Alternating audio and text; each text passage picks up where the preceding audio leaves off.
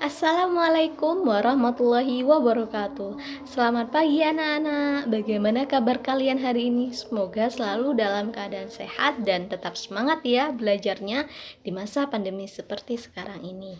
Nah, pada materi sebelumnya kita telah mempelajari mengenai zat makanan, kemudian uji kandungan zat makanan, dan minggu kemarin kita juga telah mempelajari organ penyusun sistem pencernaan.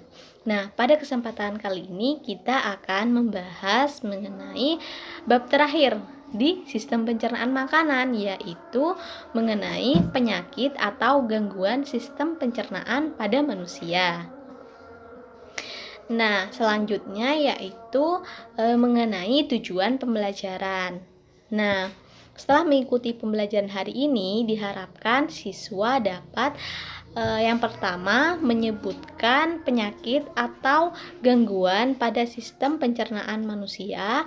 Kemudian yang kedua, mampu menjelaskan penyebab, kemudian pencegahan dan pengobatan penyakit atau gangguan sistem pencernaan pada manusia. Nah, ada apa saja sih Bu penyakit atau gangguan pada sistem pencernaan manusia?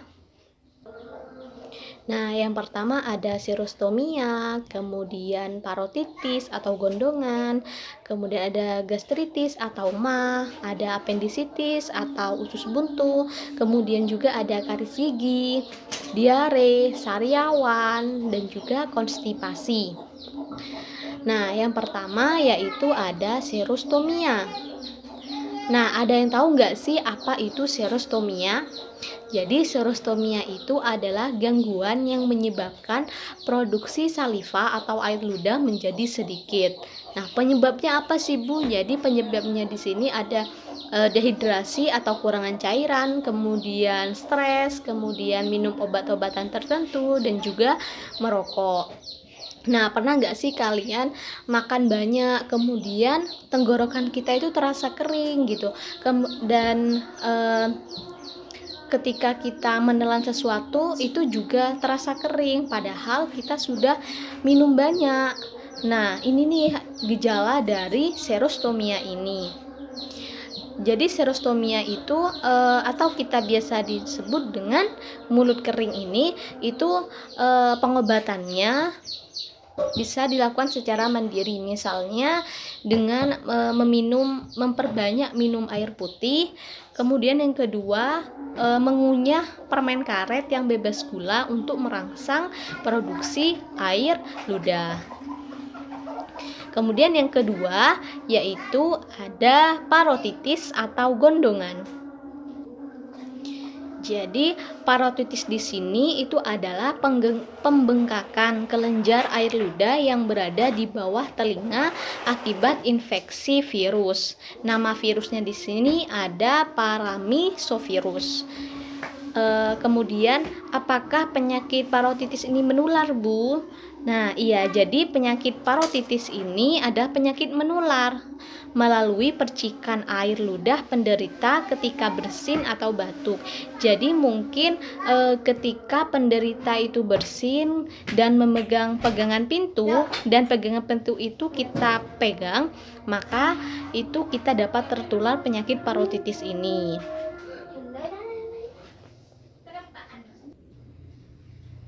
Nah, untuk penyakit sistem pencernaan selanjutnya yaitu ada gastritis atau MAH. Nah, ini nih yang terjadi yang sering terjadi pada anak-anak zaman now. Nah, dikit-dikit MAH. Karena kenapa, Bu? Karena mungkin saking keenakannya nih nonton film. Nah, film apa? Film drakor, Bu. Aduh, kemudian ada juga yang mungkin main game. Game apa, Bu? Game Mobile Legend. Nah, mereka sebenarnya memang sudah lapar, akan tapi mereka tahan, antar lagi, sampai nanti itu nyeri perutnya. Nah, ini nih gejala dari apa? Gastritis atau MAH. Jadi MAH di sini itu adalah radang yang terjadi di bagian dinding lambung. Penyebabnya apa sih, Bu? Jadi penyebabnya di sini mungkin karena infeksi bakteri. Nah, nama bakterinya itu adalah Helicobacter pylori. Nah, eh, bagaimana kita bisa terinfeksi bakteri ini, Bu? Ya mungkin karena lingkungan kita yang kurang bersih, kemudian pola makan kita yang kurang teratur juga, kemudian pola hidup kita yang kurang baik. Selain itu, minum minuman alkohol yang berlebih. Jadi, minuman beralkohol ini dapat mengikis lapisan mukosa lambung sehingga nanti terjadi iritasi atau peradangan di bagian dinding lambung. Selain itu, dikarenakan kita mengonsumsi obat pereda nyeri secara berlebihan dan juga kebiasaan merokok itu dapat menyebabkan kita penyakit MAH. Nah, untuk tipsnya apa sih Bu agar terhindar dari penyakit MAH ini? Jadi tipsnya itu adalah kita itu harus teratur makan ya, jangan sampai telat-telat. Kemudian kita juga harus mengonsumsi makanan yang sehat, yang berserat ya, berbanyak sayuran. Kemudian juga kurangi merokok. Kemudian juga kita juga harus mengurangi kafein. Nah, untuk gangguan sistem pencernaan yang keempat yaitu ada apendisitis atau kita sering menyebutnya usus buntu. Nah, sering kali kita itu juga mendapatkan kabar bahwa teman kita atau saudara kita atau bahkan juga siswa-siswa kita, aduh Bu, saya habis operasi usus buntu. Nah, ini nih yang dinamakan apendisitis. Jadi, apendisitis itu adalah peradangan yang terjadi di bagian usus buntu karena adanya penyumbatan. Nah, penyebabnya apa sih, Bu? Nah, penyebabnya di sini karena ada penebalan jaringan dinding usus buntu, kemudian cedera pada perut. Selain itu, mungkin juga adanya tumor pada perut. Nah, kemudian banyak nih yang bertanya, Bu, apakah biji cabai atau biji jambu itu dapat menyebabkan usus buntu? Itu mitos atau fakta sih, Bu? Nah, jadi pada kenyataannya biji cabai ataupun biji jambu atau juga biji tomat yang kita makan itu sejauh ini masih belum ada penelitian yang mengatakan bahwa biji-bijian tersebut dapat menyebabkan kita usus buntu, karena nyatanya itu hanya mitos. Jadi ketika kita makan biji-bijian kemudian seperti cabai itu tidak langsung bentuknya itu jadi biji cabai di dalam perut kita. Jadi mereka itu mengalami namanya proses, ada proses kimia, ada proses kimiawi yang menghancurkan makanan tersebut. Jadi di dalam usus kita ini mereka sudah jadi sari-sari makanan yang nantinya diserap oleh tubuh sebagai energi.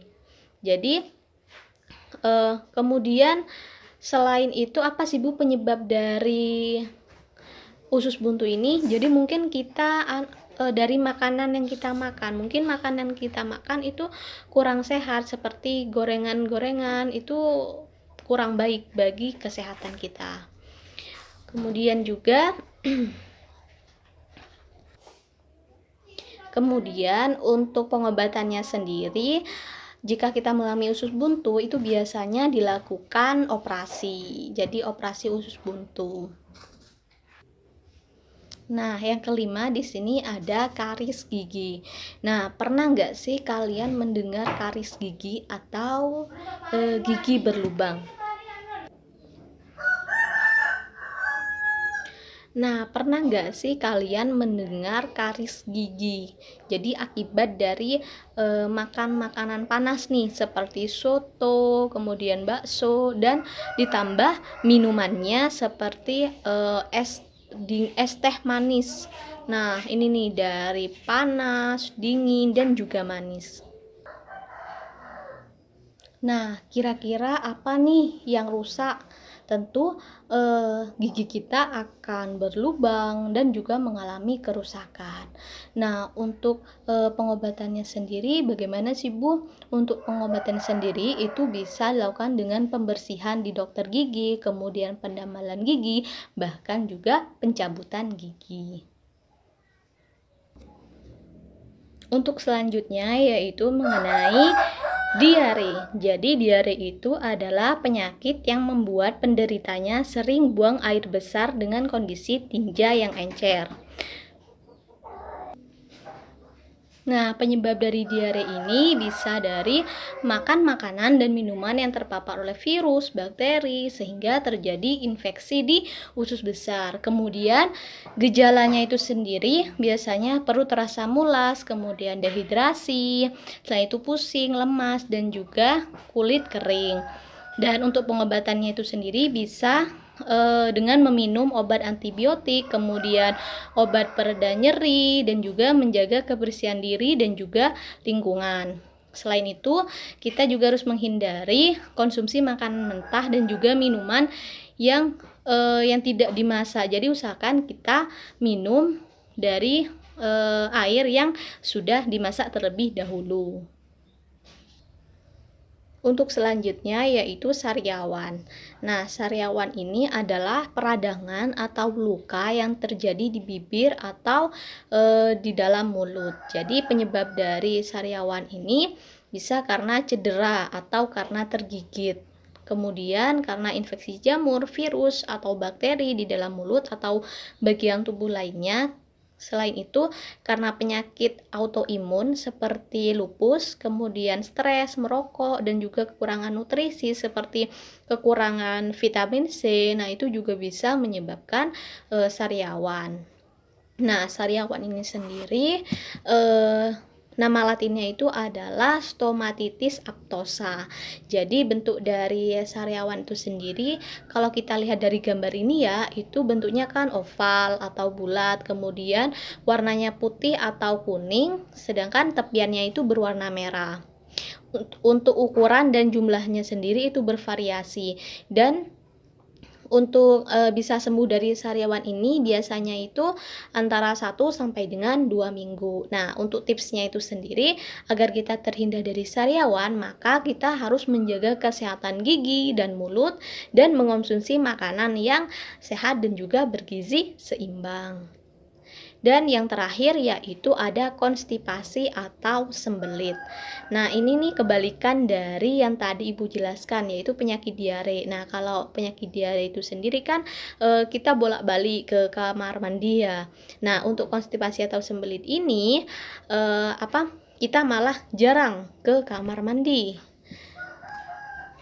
Nah, konstipasi ini adalah frekuensi buang air besar yang lebih sedikit dari biasanya. Nah, akibatnya tinja ini atau feses ini menjadi kering dan keras sehingga lebih sulit dikeluarkan dari anus. Nah, untuk penyebabnya sendiri itu mungkin dikarenakan ada beberapa hal ya. Yang pertama mungkin karena kekurangan cairan, kemudian diet kurang serat, mungkin ya dietnya itu kekurangan makan sayuran, itu kurang makan sayuran, dan juga kurang olahraga, dan juga bisa disebabkan oleh efek samping pengobatan. Nah, jadi untuk konstipasi ini tipsnya itu adalah kita harus mengubah pola makan dan juga gaya hidup, pemberian obat laksatif atau pencahar, dan apabila konstipasi ini sudah kronis maka harus dilakukan operasi untuk penyembuhannya. Nah, mungkin itu saja yang dapat Ibu sampaikan terkait dengan penyakit atau gangguan pada sistem pencernaan. Jadi kesimpulannya adalah kesehatan sistem pencernaan kita itu ada banyak faktor yang mempengaruhi, misalnya dari pola hidup kita, kemudian pola makan kita bagaimana, dan juga asupan yang kita makan itu sudah sesuai dengan jumlah nutrisi yang memang dibutuhkan oleh tubuh atau belum. Nah, itu dapat menyebabkan gangguan pada sistem pencernaan kita jika yang kita konsumsi itu melebihi atau malah kurang nih dari jumlah nutrisi yang memang dibutuhkan oleh tubuh. Nah, mungkin cukup sekian yang dapat Ibu sampaikan. Apabila ada pertanyaan bisa ditulis di kolom diskusi yang telah Ibu sediakan. Kurang lebihnya Ibu mohon maaf. Wassalamualaikum warahmatullahi wabarakatuh.